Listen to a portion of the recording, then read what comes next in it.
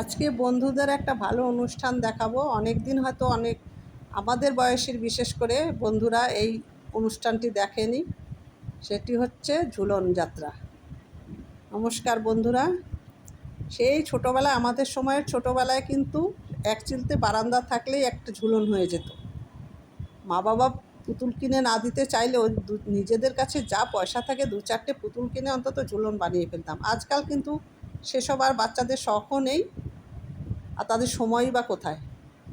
এখন হয় বড় মাঠে ঘিরে নানান অনুষ্ঠান করে একটা ঝুলন যাত্রা হয়, আর না হলে কোনো মন্দিরে। দেখুন রাধাকৃষ্ণের মঞ্চটা কী সুন্দর বানিয়েছে, প্রসাদ বিতরণ হচ্ছে, চরণামৃত দিচ্ছে। আমরা ছোটোবেলায় সেই ঝুলনে যেতাম। বিরাটির যে একটা বড় মন্দির আছে, সেই মন্দিরে দেখুন কৃষ্ণের নানা রূপে খুব সুন্দর সাজিয়েছে।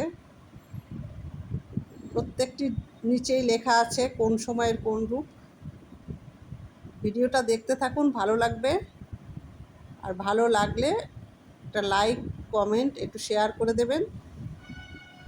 আর বন্ধুরা প্লিজ একটু সাবস্ক্রাইব করে দেবেন। এটা হচ্ছে বকাসুর বধ শ্রীকৃষ্ণের।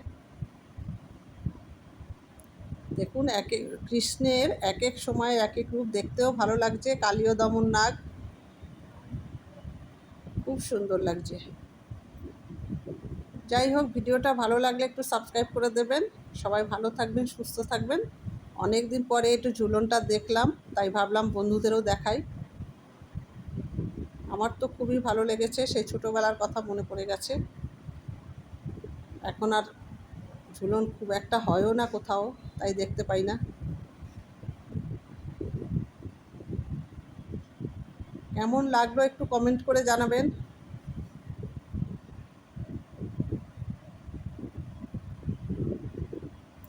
সবাই ভালো থাকবেন, সুস্থ থাকবেন।